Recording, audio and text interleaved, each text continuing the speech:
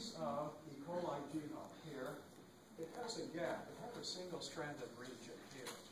Now, bacterial cells have Rec-A protein, which binds single-stranded DNA. Ultraviolet light from sunlight has created this little gap, so we have some single-stranded DNA. Rec-A protein will change shape when it's bound to single-stranded DNA. Rec-A protein is a single-strand binding protein for recombination, you've heard about earlier. So we end up with a slightly different shape Rec-A after it's bound. Here it is, the filled circles are the bound version of Rec-A. Rec-A star, he asked us to use the star. Rec-A star, when it's bound, will in fact cause C1 protein to be destroyed. It's an autocleavage. It's something that, if you have in the bacterial cell a lot of C1 being made, here it is, this is the C1 gene making messenger RNA and therefore C1 protein, we will soon see destruction caused by Rec-A star, destruction of C1 protein. Copy after copy of C1 protein autocleaves. The Rec-A star isn't the cleaver, it's one that changes the C1 protein so it self-cleaves. This is a very tiny small point, not too interesting. So what we have here is a reduction of C1 protein because it's being cleaved by itself, because we have Rec-A star attached to it. So what we're going to have is lysogeny requires a constant supply of C1 protein. But we're destroying it by the fact that this gap changed Rec-A into Rec-A star causing cleavage of C1 protein, cell cleavage. And so we go from lysogeny to lysis, in the parlance of football. C1 is in fact now low in concentration, and therefore comes off right here. It can't bind anymore because there isn't enough of it to keep this position occupied. So Crow takes over. I'm sorry, C1 is flat down. Let's go back. C1 is in fact reduced, autocleaved. Now Crow takes over because C1 protein has been destroyed, and when it's destroyed, then in fact it will allow this promoter to work, and what we end up with is in fact the change from C1 being in high concentration to in fact Crow being in high concentration. So one goes up when the other one is destroyed. Maybe C1 is destroyed. So here's the Crow gene. We've taken off the C1 repressor. So now we have rightward transcription. Right here is the gene. It's going to make even more Crow.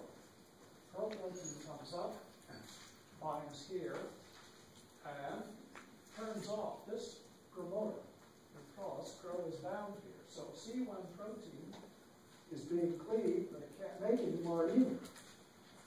But when it goes down, Crow itself prevents C1 protein from being made.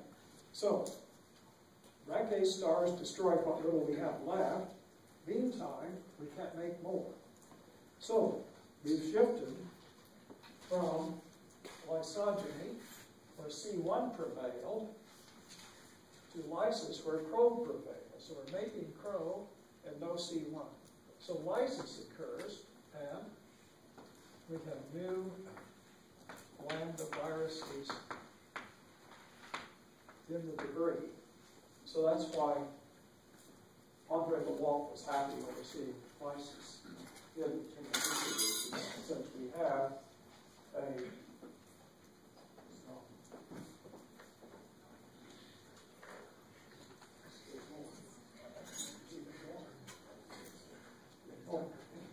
so there's a few more things. Ones we should talk about, which are two other events. When you have excision, integration took two things. You go in, IHF, which is by bacterial this protein, back out. Excising the lambda genome requires excisionase. Here it is, this protein. So we'll reverse it, the step. And another protein is made by the bacteria. Excisionase will get us back out again. A lysogenic cell will give up its lambda with excisionase. And then the FIS protein helps in also reversing this step. What we come back to is the circle again. So we've gone from integration here. This is integration, lysogeny, to lysis. And this step in here is going to require the making of a circle again, which is the excisionase, let's just say excision, of the lambda that was integrated. So we've taken it back out, circularized it, and we are now in a position, the viral DNA is in a position to transcribe and translate around this circle. So a few things here. These are genes that make protein for the tail, which is the part that's down below the virus. So here's our virus.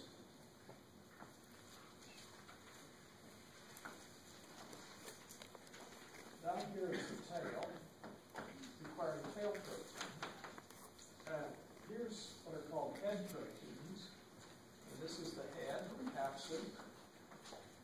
So the genes in this region, before lysis, need to be in fact read out, transcribed, and translated to make the head protein, like the icosahedral.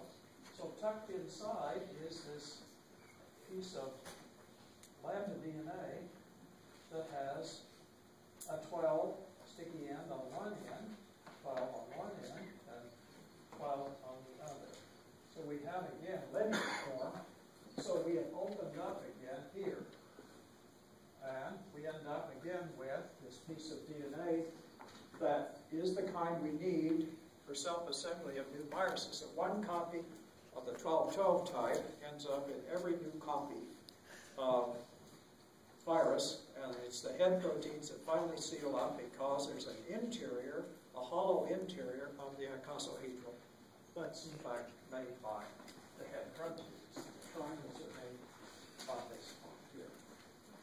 A couple more things, and this is way beyond something of any interest in this course right now, but this gene Q and this gene N are what are called anti-terminator genes. This is very fancy stuff. Anti-terminators are proteins that stop tennis rackets from working. What that decodes to is that transcription in bacterial cells terminates with a tennis racket, either row-dependent or row-independent, as we've talked about way early. Tennis rackets are terminators of transcription. But in lambda, the requirement of the virus is not to be terminated at a certain site, even though we've had snapback to form a tennis racket. So N and Q bind to tennis rackets, RNA tennis racket, to prevent them from working to terminate transcription. So they're producing N and Q, they're different genes. This one prevents termination of some transcriptions by coupling onto the tennis racket, so will not cause termination.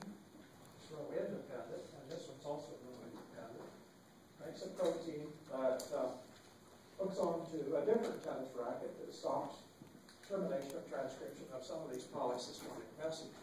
So you can see that heading for lysis, certain genes have to be turned on, and it's to do with rightward and leftward transcriptions. Like there are actually 4 promoters here. There's one out here between Pro and C3. Here's one that's critical as to direction. This one is critical, and this one is critical. But what we're really trying to do is toward post-excision, turn on excisionase, and also head and tail. Lysis is genes that are going to destroy the bacterial cell. And there's a few more here of interest. C2 makes a protein that is a repressor, and C3 makes a repressor, and C3 stabilizes this protein. This gets more and more complicated, way beyond this course. But C3 will stabilize C2 protein by making a dimer, but it's really C2 protein that hooks up to this O, which is an operator, and shuts off nearby transcription. This is more interesting to people who work on lambda at this point. There's at least another semester's worth of lambda control mechanisms that have been tuned up over thousands of years. And so we see this multitude of genes and things like anti-terminators of transcription and various systems to control DNA replication, which is the circle. It has the usual DNA polymerase it uses from the infected cell. It co-opts the ribosomes and the core RNA polymerases in the bacterial cell post-infection. So you can see it's very good at essentially taking over once infection has occurred. But then the question always comes up, I think, of which one, lysis or lysogen, directly after infection? Again, it's who got there first, Crow or C1. It's that simple. But would it be a random chance? And the answer really is concentration.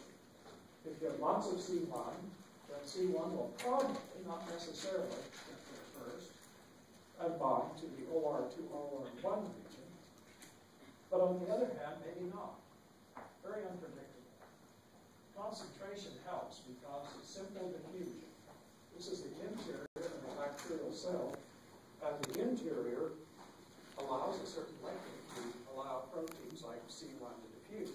On the other hand, Crow is going to allow immediate lysis, which is directly after infection, could be, in fact, high concentration. And that really depends on, largely, the state of how much transcription off of PRM to make C1, or alternatively, off of PR to make Crow. So it's not a very answerable question, and perhaps it doesn't matter. It's one of those things that you end up with who got there again. But it strongly resembles football plays in the sense that there's blockers, anti-terminators. There are systems that will change the length of a polycistronic message depending upon whether we're into lysis or lysogen. So it's an interesting virus, and people did have clubs.